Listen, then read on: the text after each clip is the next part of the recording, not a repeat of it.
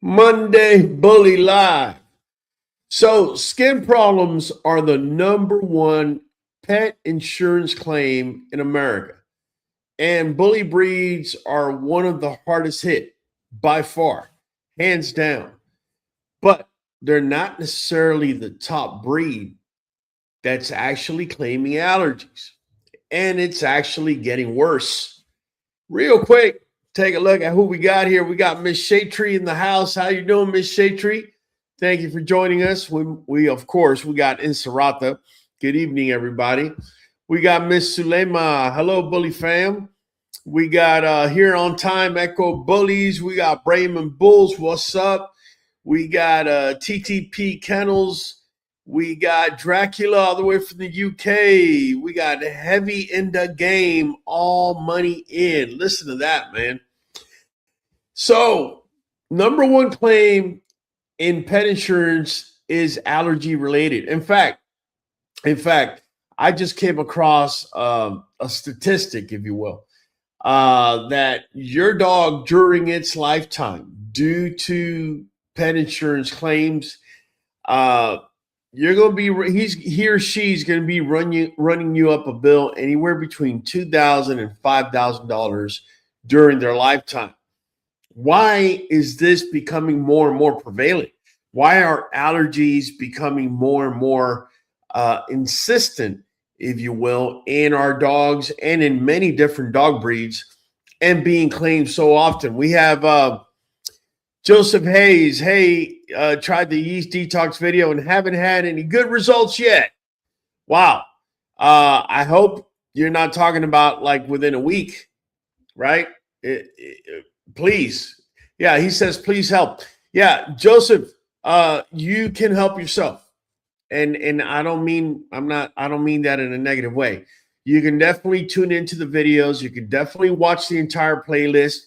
You could put the dots together. Unless you definitely want me to consult you. And if you do, we can make that happen for you. Real quick, Colin, if you need the new vet code, it's 513237. That's usually one of the first steps. Unfortunately, I get a lot of people coming to me, and usually I'm the quick fix. I'm the free quick fix. I've been screwed by the vet option. And what I mean by that is I just got a call this week from some dude in Massachusetts. Hey, Ro, I watch you all the time. Great content. Hey, I have a quick question. Yeah, no, it doesn't work that way. No, I'm not about to sit here and give you half hour of my time because you think my content is great. Yeah, it's not going to fly. If you're not a member of the channel, you're going to pay $100 a consult. If you already are a member, you're going to pay $50 for a 15-minute one-on-one FaceTime.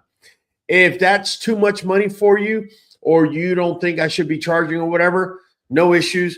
Go to another YouTuber that I'm sure is faking the funk. Be more than happy to either steer you in the wrong direction or take your money before they steer you in the wrong direction.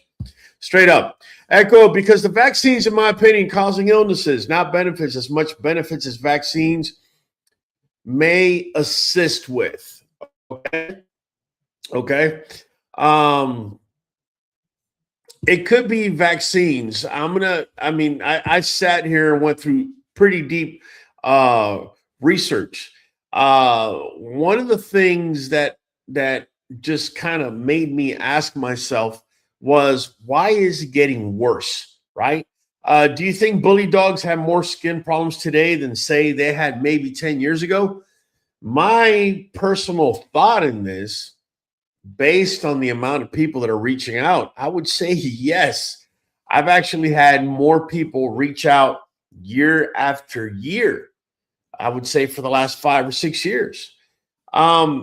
What's the symptoms that everyone is hitting me up on? Let me give you a couple of symptoms. The first most common is itching, right?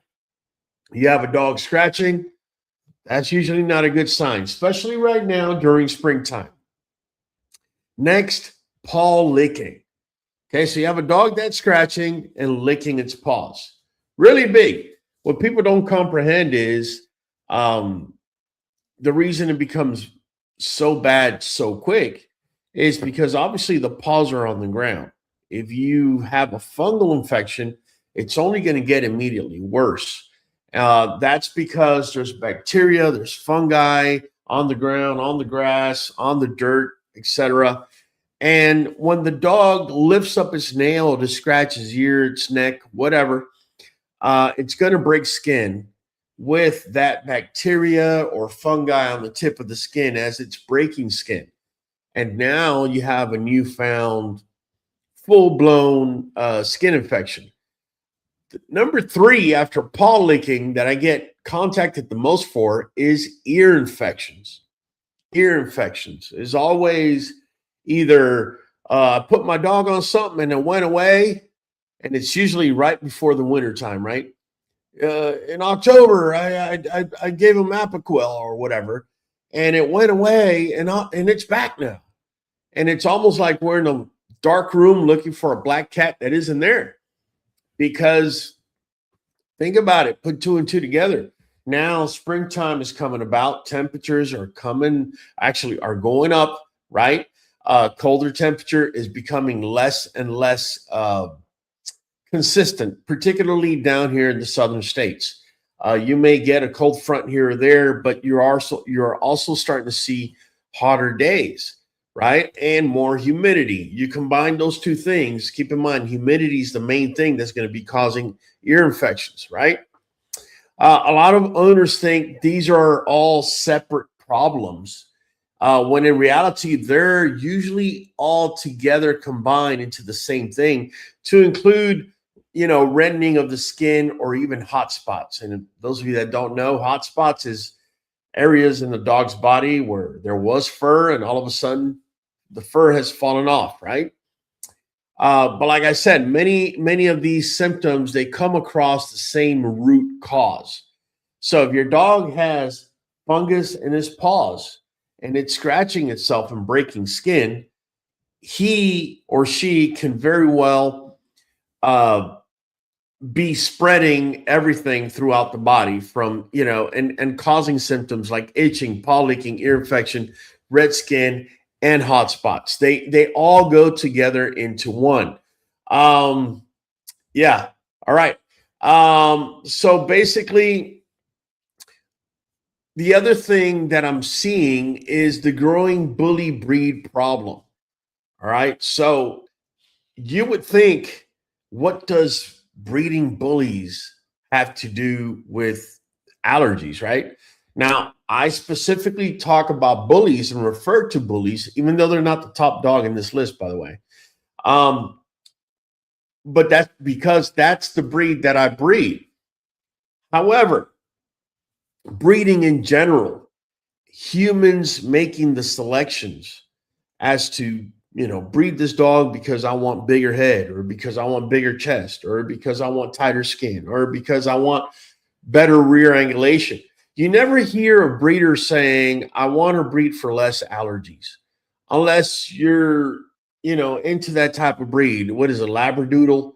I think is one of those breeds that's hypoallergenic. I could be wrong. Then, that's a different story for that one specific breed. But typically, allergies is not something that is highly considered. And to be fair to some breeders, especially those that are living up north, that are dealing with cooler temperatures, particularly in the summertime in comparison to us down south, you may not see some of these symptoms, or they may be very mild, and therefore you may not be breeding to clear it. What you got, Hollywood? You keep freezing up. Like for the last 10 minutes, you keep freezing, you would unfreeze, and you keep freezing. I just want to let you know it's not y'all's connection, it's not anybody's connection, it's Raul's screen. Can you hear Okay. me better now? No, not really, but Okay. okay. Well, All right, thank you, man. Yeah, I'm sorry, guys, if I'm freezing up. Let me see if by doing this.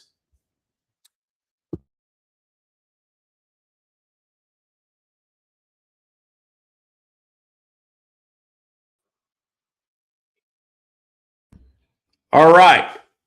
All right. Let me know. Let me know if you can hear me. Okay. I'm getting the thumbs up. All right. All of a sudden, it looks like I got jaundice or something. Okay, there we go. Got my coloration back. Look, everything looked yellow. Audio isn't freezing, just the video. Okay. Hearing is good. Okay. All right, guys. I'm getting the thumbs up. So let's continue on this. Just so you guys know, and it's no secret, bully breeds, they're prone to allergies, particularly due to structural skin folds, especially around the muzzle area and anywhere else that they have it. And also immune sensitivity, right?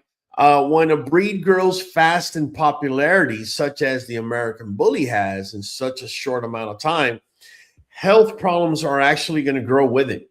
Okay. If guys, I keep referring to bullies, but if you're dealing with another breed that's becoming popular in a short amount of time, you can apply it to your breed as well, right? But there are some hidden causes, right? There are some hidden causes. One of the hidden causes, let me bring up this picture so you guys could follow along with me. One of the hidden causes that will be causing this is none other than diet and the gut connection. All right.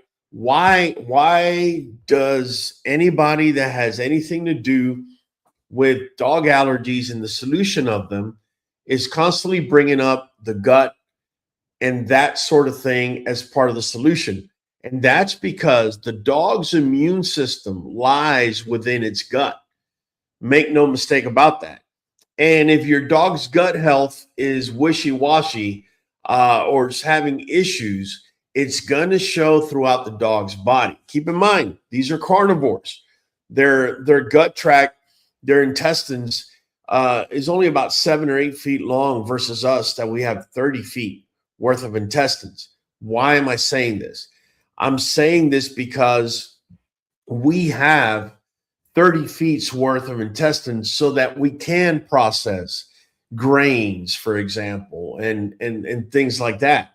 A carnivore, he or she's just made to process meat. So you feed it a grain-rich diet, and you're going to run into a wall. And that's what's happening to a lot of people with allergy issues at this time. So basically 90% of gut issues, 90% of allergy issues, they start out in the gut, right? Processed foods. So a lot of people ask me, like, what's processed dog food? Kibble. Or even canned dog food. It's processed. It's got inflammatory ingredients. What are some inflammatory ingredients? I've spoken about this in the past. Corn, for example. Anything that becomes sugar in the dog immediately becomes inflammatory. Oatmeal, I've seen that as another ingredient. Barley, that's another ingredient. Sugar cane pulp, right? These are ingredients that carnivores don't typically eat. Now, some of the animals that they're eating may have some of that in their stomach contents. I get that. But dogs don't necessarily eat this all the time. When they do, what ends up happening is their gut becomes unbalanced. Okay. And what ends up happening is because you're feeding a high sugar diet, because it's processed food, the gut's biome or the germs in the gut go from, say, high lactobacillus, which is what you want, to something that isn't lactobacillus as far as bacteria. And rather than helping the dog break down what it's eating, it's actually just going haywire. Because you see, we're herbivores and we're omnivores, right? So we're herbivores and carnivores all wrapped into one. So we have bacteria in the gut that helps break down meat, helps break down these vegetables or even sugars. Dogs don't have that. And because they don't have that, they don't have the checks and balances that we do. And the way that they show Okay, the way the dog shows his gut health, you don't need to open them up and look at the gut. You need to look at the fur. The fur is going to tell you everything you need to know on a dog immediately. A lot of skin problems, believe it or not, don't start in the skin, they start in the gut. I already told you that. And recently, there's been what I like to call or refer to as a yeast explosion. So let me keep it real with you, man. How many times do you not see these dog food commercials? And after you watch the dog food commercial, you're like, man, I want to give that dog food a try. In fact, you may even go to Tractor Supply or whatever, and you're looking at the bags, and these bags oftentimes are actually catered for humans to call your attention. Because at the end of the day, you're the one that's making the buying decision for your dog, right? But in reality, when you turn over the bag, a lot of times these processed foods, right, or these processed kibbles, a lot of times the first ingredient is not even a meat source by itself. It'll be meat meal, chicken meal, whatever meal. Let me tell you what meal means. Meal means there's a little tiny bit of muscle there. There's a good amount of skin probably there, right? Probably the top layer. Like when you pull the chicken skin off the chicken, you may get a little meat on it, maybe, if you're lucky, if you pull it fast enough. And that could be considered a meal. So when you see chicken meal, don't think for a minute that the dog's really eating chicken. Is eating a lot more chicken skin, chicken fat than probably chicken itself, right? And this is conducive because that chicken skin, that fat, that cow skin or cow fat or pig skin or pig fat that's going to come with that skin, it's going to be higher in omega-6 fatty acids than it's going to be in omega-3s. I've already told you that omega-6 fatty acids, when the ratio is above a 5-to-1 ratio to omega-3s, rather than it helping create a skin barrier, which it normally does at appropriate levels, it actually works against you. It creates a higher inflammatory response inside of your dog. Now, is an inflammatory response necessary? Absolutely. Think about it. When you get bit by an ant or when you cut yourself or even when you break a bone, there's immediate swelling, okay? And yes, it's uncomfortable, and yes, we don't like it, but it is necessary for the body to swell up because there's a lot of processes that are happening there, okay? And that is good. The problem lies when you're feeding your dog too much omega-6, and now without the dog being injured or being bit by an insect, okay, the inflammatory responses within the body are exaggerated. And once there is breaking in skin or bit by an insect or the dog getting hurt, at that point, you're getting an exaggerated inflammatory response because they're not balanced anymore, right? You got way too much omega-6 to the omega-3 ratio for it to be able to balance it out. And that usually leads to a lot of the allergies that we're seeing, to, in particular, the yeast infection or the yeast explosion that I'm referring to. Keeping it real with you, carbs and sugar are the ones that feed yeast. You should already know this. So I'm just saying this because if you're feeding kibble and you look at your bag and the first ingredient is corn, wheat, you might as well run the opposite direction if you're dealing with a yeast issue. Truly. The other issue that's causing yeast, and I've had a couple of people reach out to me within the last month with this issue. You take your dog in, the dog is placed on antibiotics for whatever reason. It could be many reasons. Doesn't even have to be a skin issue. However, antibiotics will kill all germs, right? And a lot of germs in the gut. And so what ends up happening is you now have changed the gut microbiome, the germs in the gut. And now you're feeding kibble, which brings its own germs and whatnot. But within it, that sugar is also going to be feeding the bad gut germ. And next thing you know, you have led yourself down the slippery slope of creating a gut that is not conducive to your dog not having allergies. And out of nowhere, your dog has allergies. Keep this in mind, guys. If for whatever reason you have to give your dog antibiotics, make sure, and this is just my recommendation, you can do it if you like or not.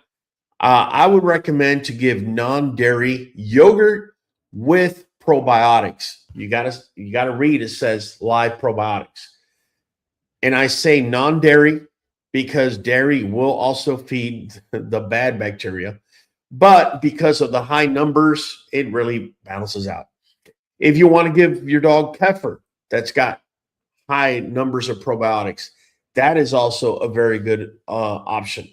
Echo is saying, I worked at a meat processing, plant doing chicken. Chicken meal was the leftover, the skin, the eggs, the bone carcass, all ground into a pulp. Yes, I'm glad you're breaking that down. This is correct. I wasn't too sure. I was not too sure that bones was thrown into the meal until about 2 or 3 months ago.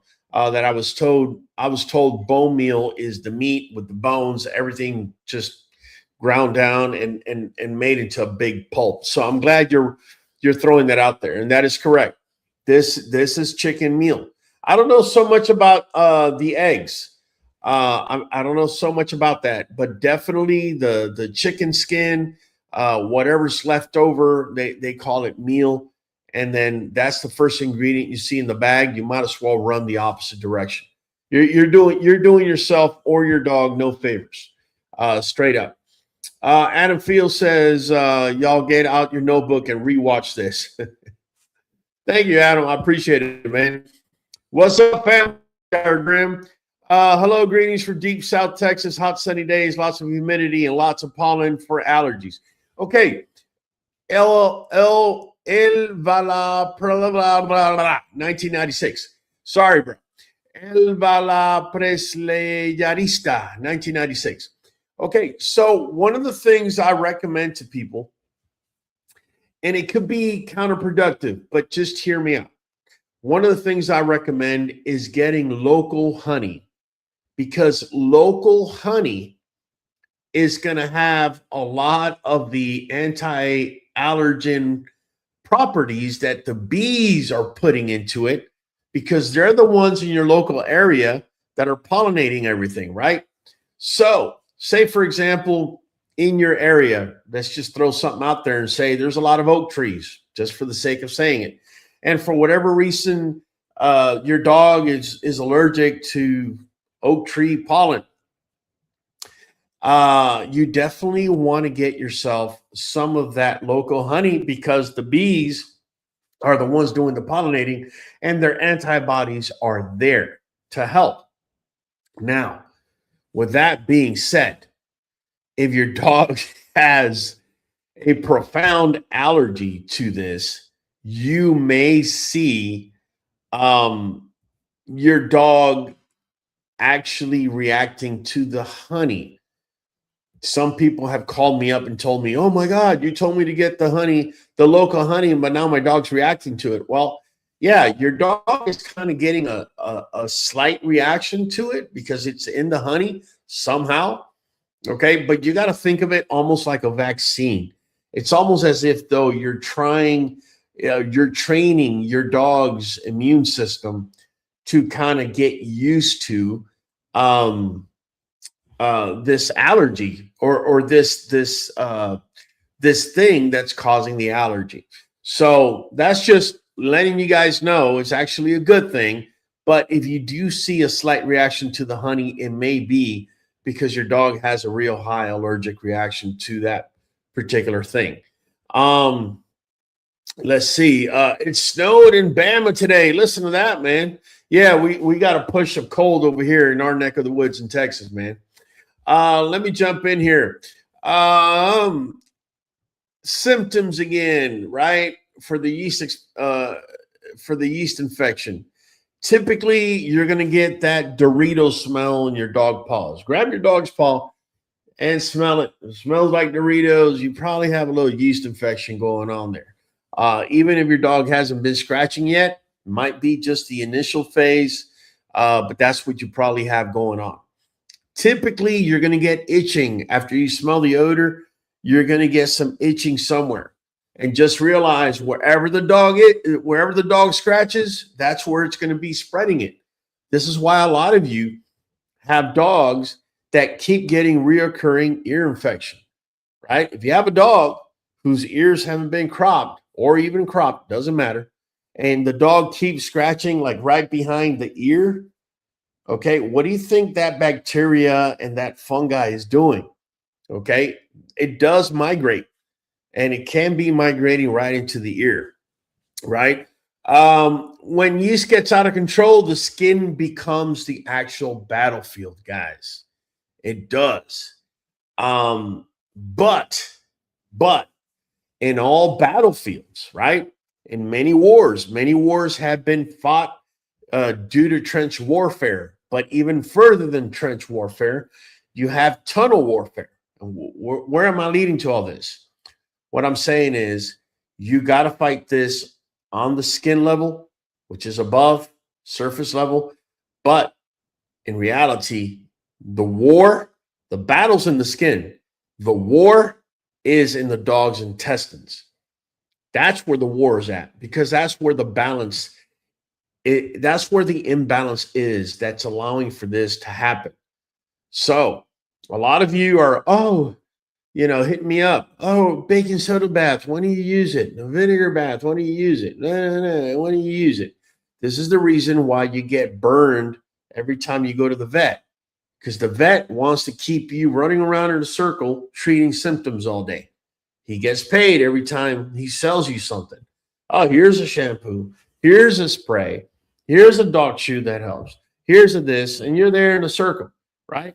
This is why I keep telling you guys, man, doing a little bit of research, being part of this community, for example, learning, not only is it going to make you a better pet parent, a better breeder, but it's also going to save you a lot of money, because you'll figure out real quick when a vet's really trying to give you a runaround. Make no mistake about it. They're human beings just like you and I are. And what a vet's going to do is evaluate your level of what a vet's going to do is evaluate your level of ignorance. And the more ignorant you are, the more they're going to have you running around a little circle, paying for all these symptom fixing supposed remedies that may or may not work, but they're going to keep you there running around the circle. Because why would they want to feed the gut? You're not smart enough to figure it out yourself. Why would they want to feed it and correct it? That's it. Environmental factors. What are environmental factors that are going to affect dogs coming up with allergies, coming up with skin issues, skin conditions, symptoms? Modern environments do not fit into dogs. Listen to me closely. Modern day environments don't fit into dogs well, right? What do I mean by that? What I mean by that is lawn chemicals. That's modern, right? And every year, more and more gets thrown onto the lawn. It makes the lawn look great, right? But it's affecting your dog, right? The other thing is pesticides, right? Again, and a lot of times also, you may not necessarily be putting pesticides into your grass because you have dogs, but you're living next to a farm or a farm area, which is maybe a mile or two down the block, right? And then that gets blown over into both with water and wind is going to get blown over into your yard. Household cleaners. We already spoke about pollen.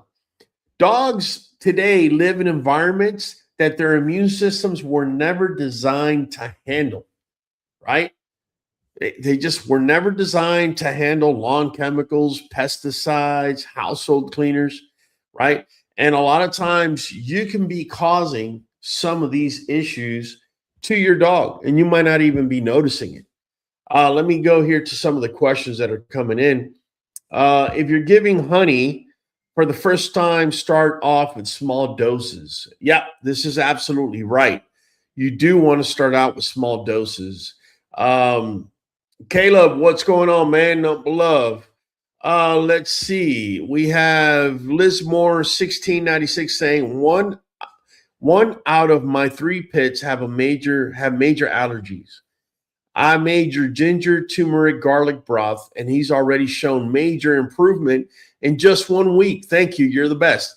Well, Liz Moore, thank you for hitting on that. And thank you for being so gracious. I appreciate it. So let's talk about these ingredients she's talking about, because this is something that I talk to people about. Ginger is it's the most powerful anti-inflammatory for your dogs. I know you hear me talk about garlic, and I do give garlic to my dogs too, but more powerful than garlic is going to be your ginger. All right. Now, turmeric next to it, it's a powerful anti-inflammatory. It's also an antifungal. So if you're dealing with yeast, right, turmeric is something you're going to be using, and you're going to be using ginger because they're both anti-inflammatories, right? We already spoke about how sugar, right, creates more of an inflammatory response. These two are actually bringing the inflammatory responses down. Lastly, you got garlic, right? Garlic is antifungal as well, antibacterial, antiviral. It's also anti-inflammatory. So these things just keep repeating. I'm just giving you guys a little bit of heads up. Now, just keep in mind, if you're going to be giving the turmeric, you need to add a pinch of pepper, okay? And don't buy the pepper that's already been ground down, okay? Those enzymes there are not as alive as that black pepper that you actually have to crush with your hands and for it to come out. The enzymes are just more alive there.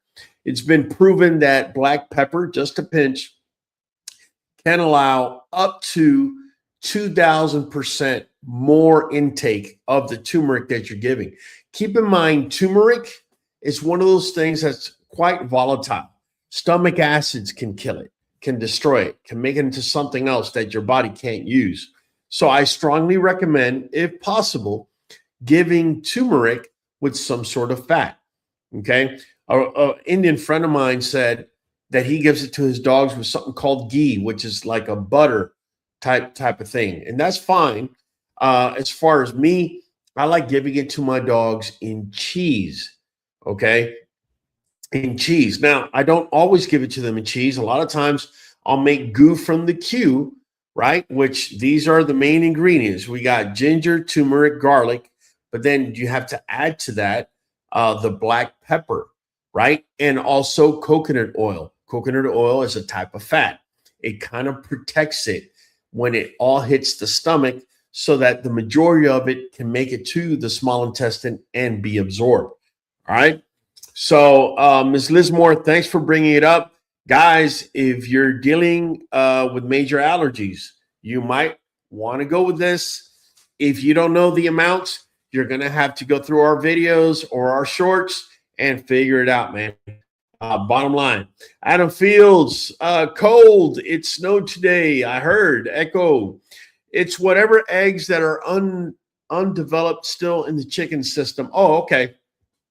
No shells yet, just developing eggs that are still in the carcass. Okay. Thank you for that clarification. Echo is referring to chicken meal, which he's saying it's the skin along with the carcass and any eggs that are inside of the chicken. We have Southward Brazy. I'm going to watch your videos. My boy Bully has a yeast problem. I've tried so many brands of dog foods over this year. Southward, I hate to tell you this, man, but maybe the solution is not the dog food. Right? If you're buying kibble, maybe that's the problem. Regardless if you're going from a yellow bag to a red bag to a purple bag to a blue bag, maybe that's the problem, is the fact that you're dealing with a bag. Maybe cooking or giving raw can be your solution. I can tell you, Years ago, I decided to switch from feeding kibble to feeding raw. And now recently I've been doing mostly cooked. And I mean, we're not dealing with these yeast infection issues. I live in one of the most humid areas in the US, Southeast US, Southeast Texas, my bad. Look it up. You're going to see it's one of the most humid areas in the country.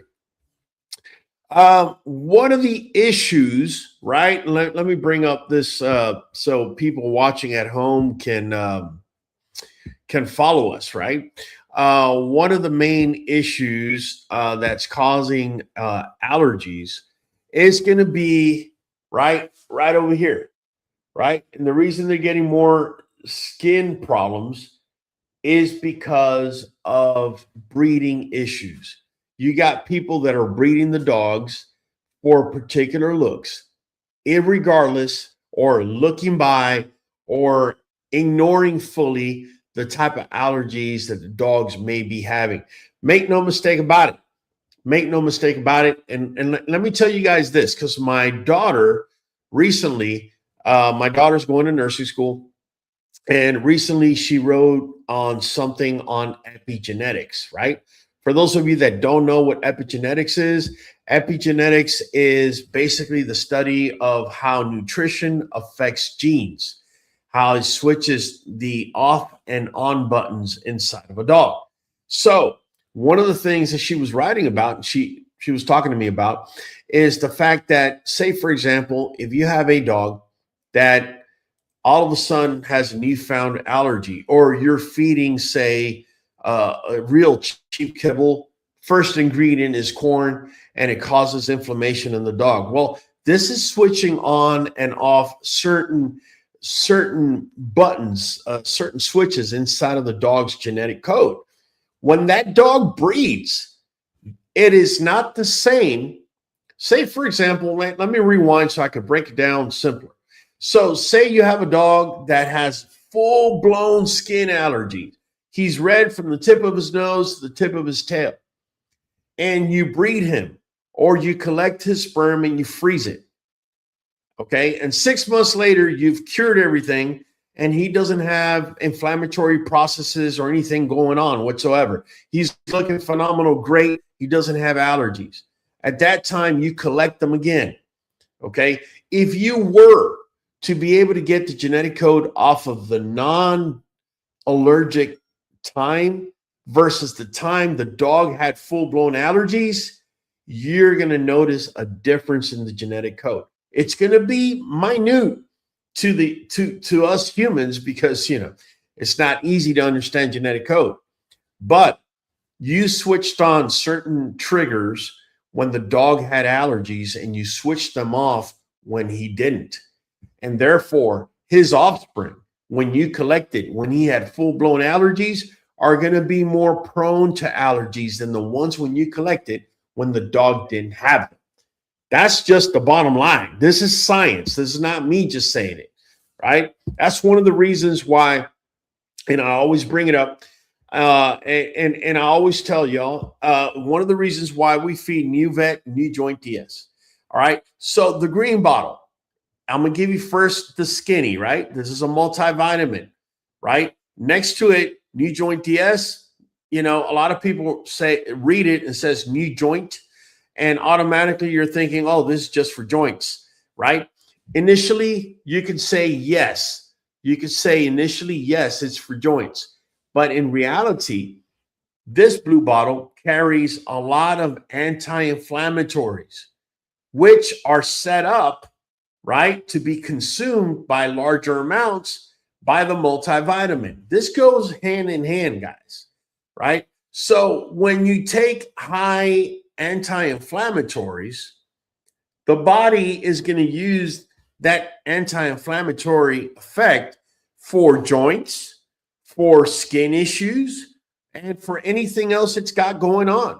It's not just going to be like, oh, blue bottle's just for joints. No, it's not just for joints. It has high anti-inflammatory that's going to help the dog with joints, with fur, skin issues, eyesight, yada, yada. The list goes on. And the reason you want the green bottle is because it's going to help you absorb more of the good stuff that's in the blue bottle. I have a bunch of people telling me, "Oh no, I just got the green bottle," or telling me, "I just got the blue bottle because my dog has a limp." And I'm not going to convince you. If that's what you want to do, go for it.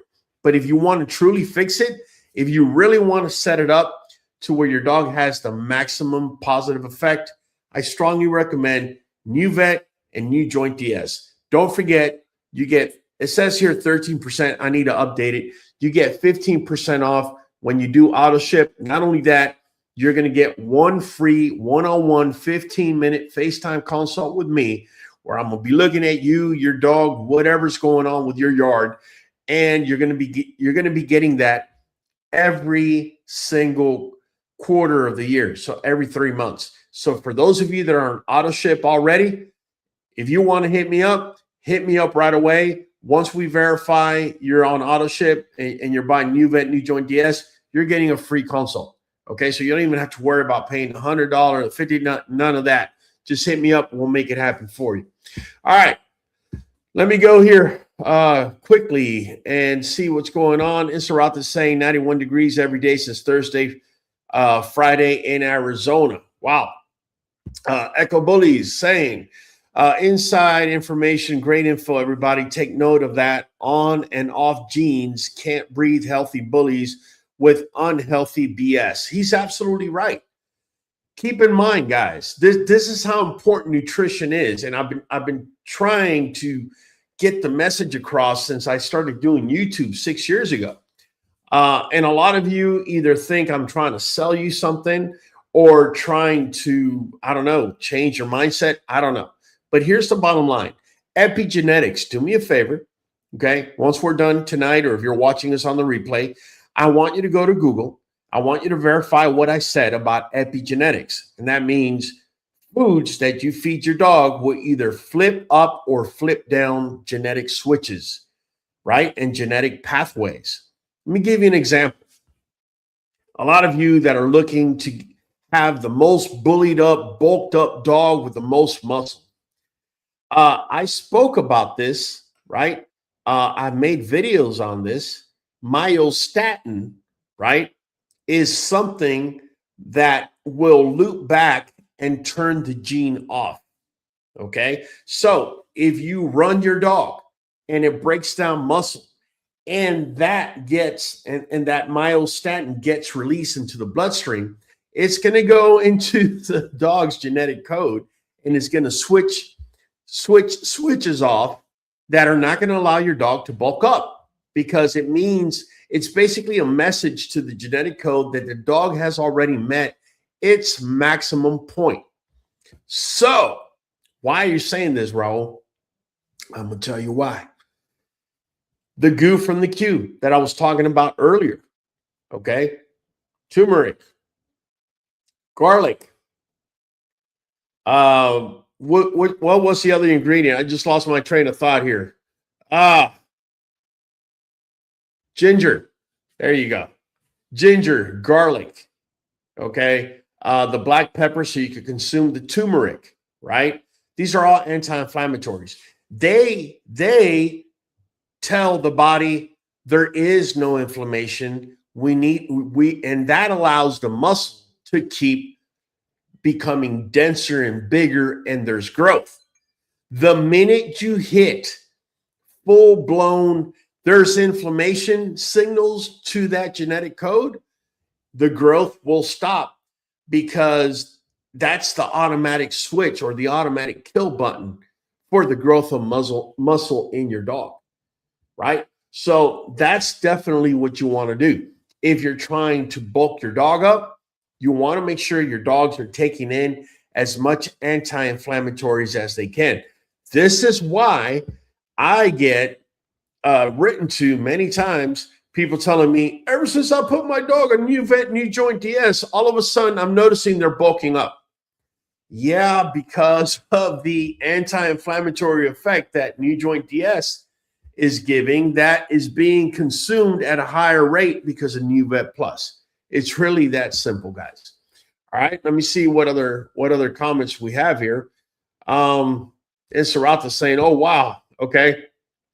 Brady Strivia saying, hello, Bully fan. Better late than never, I suppose. It'll be a rewatch for me. Oh, what about iodine? Okay. I love iodine. I love iodine at work. So great. Okay. Kyle's saying chlorhexidine bath last resort. Let me talk about those two ingredients, right? So a lot of people, I made a video on chlorhexidine, by the way. Chlorhexidine, you're able to buy, what is it, a gallon bottle for $20, or at least I am, at my local Tractor Supply. Chlorhexidine, I know it as HepiCleanse from the hospital. For those of you that don't know, I'm a nurse. And so HepiCleanse is what you bathe the patient in, or not every patient, but some patients in, before they go into surgery, depending what kind of surgery they're going to have, right? And so when I found the product, I read the instructions and I said, oh, wow. So you got to mix it at certain amounts. If you don't know what amounts it is, I suggest you go to our homepage, go to the search button in YouTube, QB and Kennel, go to the search button and type in chlorhexidine, and it'll bring up the video. Either way, you got to mix it at certain amounts. You can't just pour it on there because it can be caustic. If you don't know what caustic means, it means it's going to eat away if your dog has a scratch, if it's got broken skin. Rather than cure it, it's going to eat away at it. Okay, so you want to make sure chlorhexidine is the last thing that you ever put on a dog, because like I said earlier, when you change the microbiome in the gut, right, it throws everything out of whack.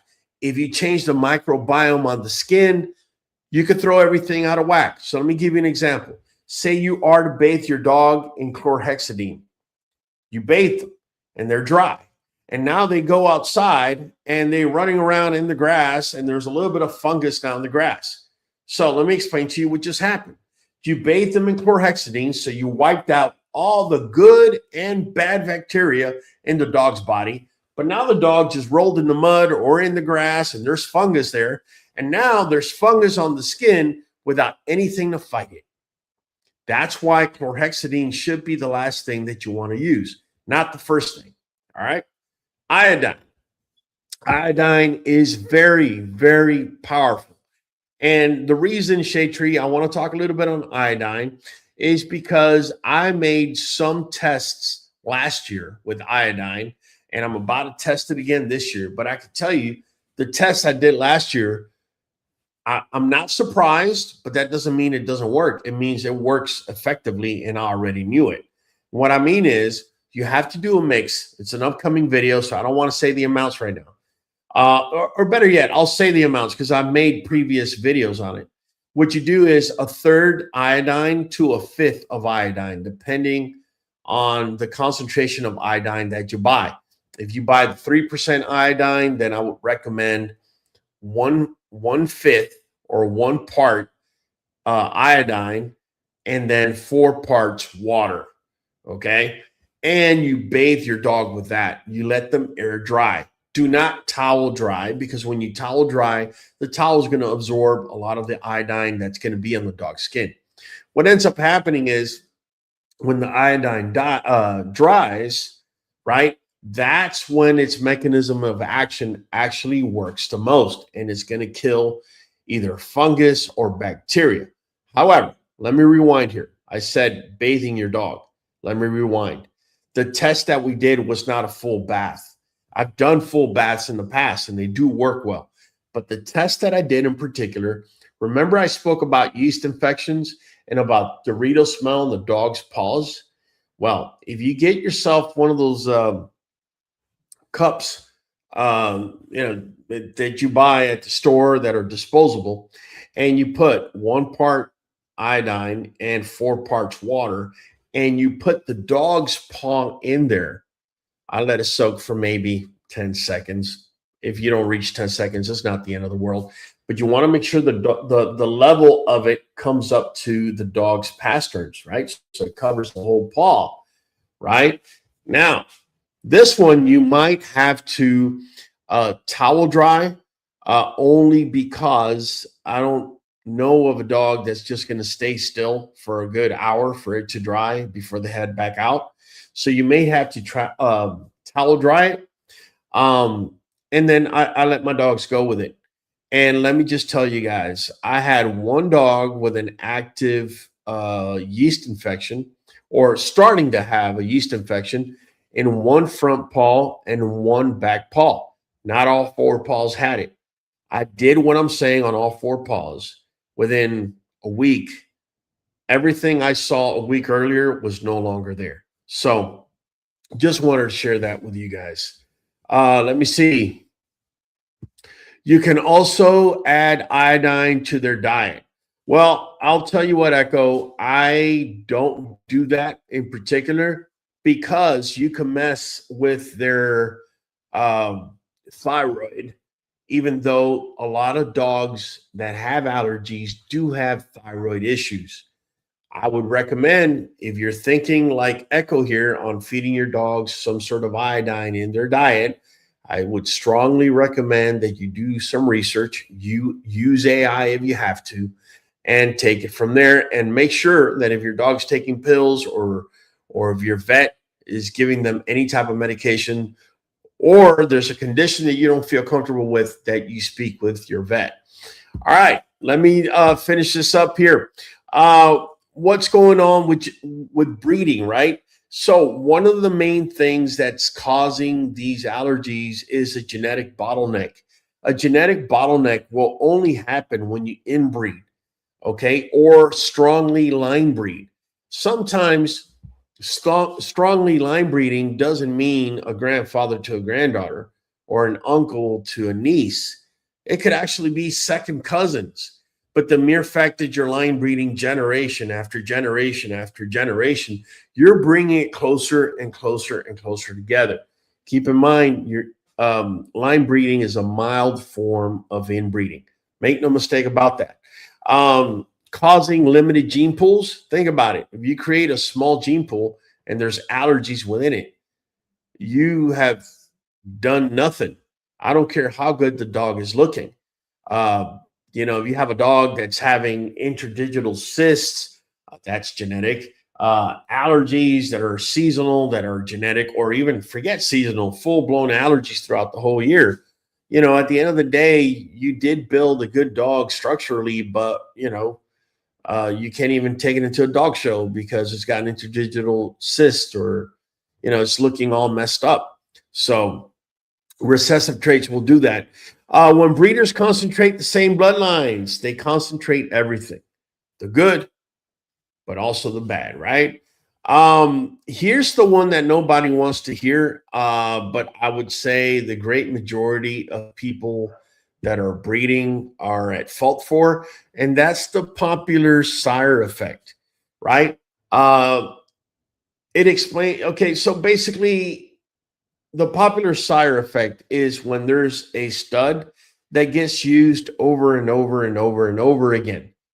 The same thing that I just spoke about line breeding, even though they may be a little bit further away as far as relatives. In this case, if you have the same sire going into, I don't know, 100 different females, right? And those females on average are having 6 pups. That's 600 puppies you have just released into the population that have this dog's same recessive traits. When those lines match up, that's when those allergies come to fruition, especially if it's a great stud that passes on his genes. So, unfortunately, these recessive genes are hidden, and a lot of times you really don't see the problem until you start crossing. A lot of times you don't even know you're crossing, right? The dog everyone wants to breed to might be the dog that's spreading the biggest problems. And nothing could be more true than that. Um, I'm not going to mention the name of the dog because I don't want to discredit the dog. And two, I don't want the breeder to think I'm attacking his dog. But there's a very, very popular dog that I have had people hit me up over and over again talking to me about how 4 and 5 of the pups, before they were 10 weeks old, before they went on to their forever homes, were showing signs of allergies, right? In reality, I wouldn't even say it's the stud owner's a problem. It's the person that's chasing that hyped up stud. They're the problem because they're usually line breeding to it or maybe even inbreeding. Just saying. Um, Breeding for look versus health. How many people are not at fault for that, right? I can tell you real breeders are looking at health and are looking at functionality, and then they're looking at structure, and then they're looking at looks, right? To make sure it's within the standard. I know it sounds backwards because in our minds, we're thinking, okay, that's what the breed standard looks like. That's what we need to breed to. But we're forgetting that allergies are part of the equation. Chasing structure, ignoring health traits. Breeder don't just breed structure. They breed immune systems, whether they want to admit it or not. That's part of the dog, right? We're more tied up with the bone, with the skin, with the head, with the feet. And we don't realize the immune system is part of the deal. How do you strengthen your dog's immune system? Do me a favor, man. If you're breeding a line, say you have a stud, and that stud is highly allergic,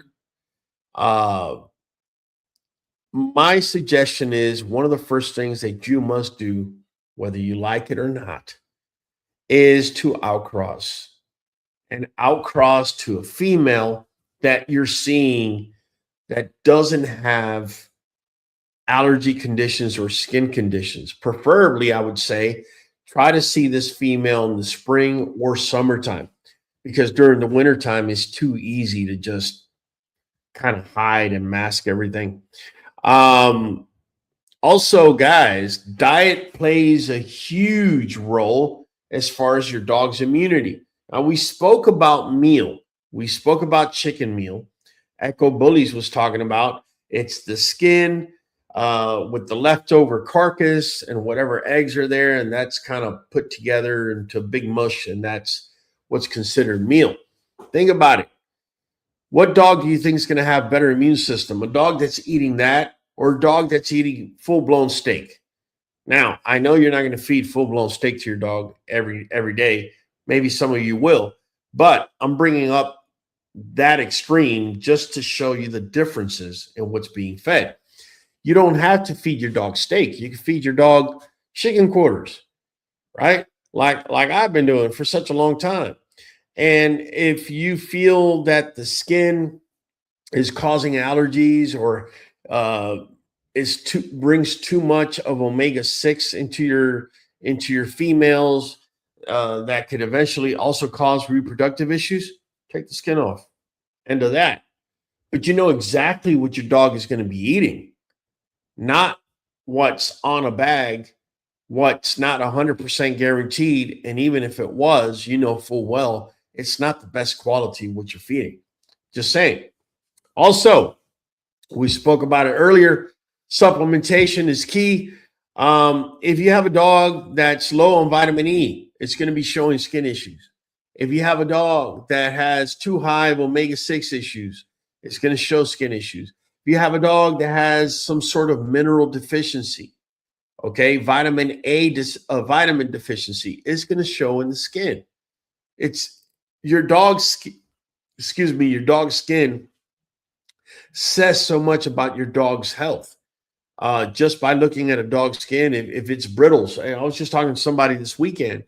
I don't know if you know this, but the FSH, which is the follicular stimulating hormone, right, has to do with your female's reproduction, because a female's egg, right, gets stimulated by the same hormone that hairs get stimulated in, because in essence, a female's egg is the equivalent to a follicle, right? So if your female's walking around and her hair's falling off and it's nice and brittle and whatnot, or not nice and brittle, but brittle, right? Those eggs are going to be very brittle too. that what you're seeing in the fur is what you're seeing on the inside, right? Shade Tree's cracking up. Adam Fields saying Prince Hollywood. There you go. Two dogs can live in the same house and eat the same food. One gets skin problems and the other doesn't. Why do you think that happens? Do me a favor, write on the comments. We'll answer that here later on. Make sure to write on the comments so I don't forget. Let me tell you what responsible breeders do differently. Basically, they're looking at everything in long term.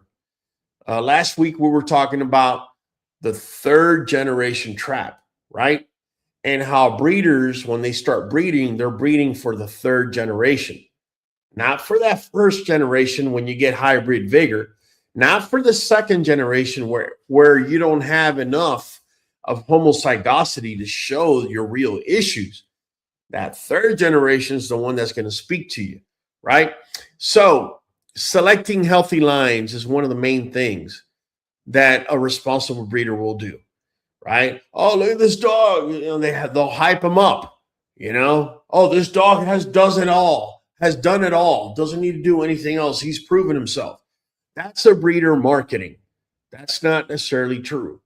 A breeder will never show you what the dog looks like with a full-blown allergy because pretty much he or she is shooting their entire market down, right? So you never go off of a dog that you're seeing off of a picture that can be adulterated, that can be photoshopped, that can be messed with, right?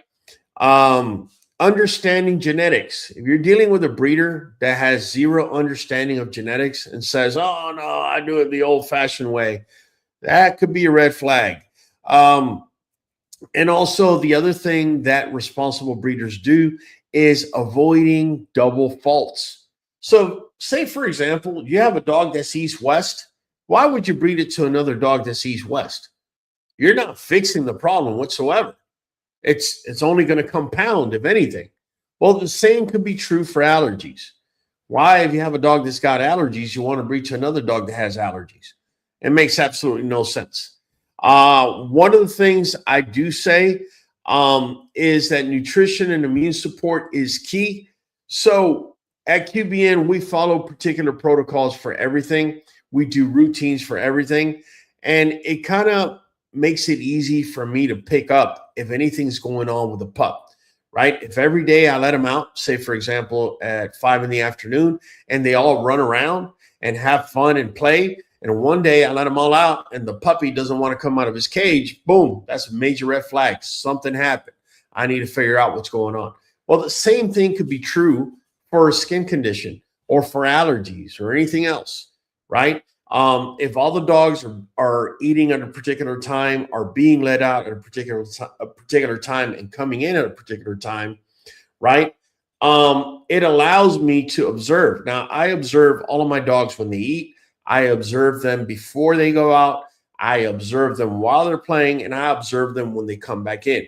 Okay. In 10 years, I've lost one dog to a snake bite. All right. I like to think that even though I didn't want to lose any dogs, right, to any type of snake bite, I like to think that if in 10 years I only lost one dog to one snake bite is because the protocols that we have in place have helped me prevent this from being a bigger problem, right? So the same holds true, right? The same holds true with allergies, with immune system. If your dog's immune system starts to fail, you may start noticing skin conditions. And sometimes you may be doing everything right. You may be feeding them the right diet. He or she may just be 10 years old, which is usually about the time that their immune system starts to fail. And again, that's one of the reasons why I say supplementation and the right type of supplementation plays a key role. Right? New vet, new joint DS, it's not just for young dogs. We give it to our older dogs and we give it to everything else in between to include pregnant females, right? Or females that have come into heat because they're getting it at all times. The multivitamins, along with the anti-inflammatory effect, It's not just going to help joints, like I said earlier. It's going to help with skin issues. But this is cold pressed. This is not cooked, making both products completely bioavailable to the dog. The dog consumes what these two products are able to give to it. And if their immune system is failing, it's got the right amount of vitamins in place, right, that are going to help improve the immune system. It has enough anti-inflammatories to help stave off the use of the immune system, which your dog may already be lacking. All right. And that's pretty much all I got for y'all tonight. Let me know. Let me go into some questions here. Anything you guys are shooting at. Any questions you might have. Let's see. Adam Fields over here having a ball. I'm trying to see if we have any questions you might want to ask at this time so I can hit you up. If not, then hey, that's no issue. Let me bring my guy from the back, Hollywood. Okay, we got a question here. Username JR133. That's what I'm thinking too. I give home the right diet. I'm on top of the yeast and I clean the ears, but it's like the allergies yeast are very persistent. Okay. Well, what I can tell you is it could be environmental, right? So if you live in an area that's high humidity, this may be something that's going to be an uphill battle for you. Are you supplementing? If you're not supplementing, it might be something you want to consider. Just throwing that at you. Shade Tree says, thank you for this awesome live. Going to rewatch. All right. Who's your favorite metal band? I don't have one. I'm sorry.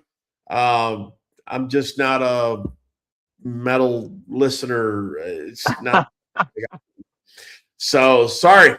Hollywood, your mic is off, man. Yeah, I know. I'm pausing in between. Well, man, tell you what, start us off tonight, bro. It's your boy Hollywood Holland, your boy in the back of the queue. We're catching you on the next one. Guys, we do this every Monday at 8 p.m. Money Mike was not able to make it tonight.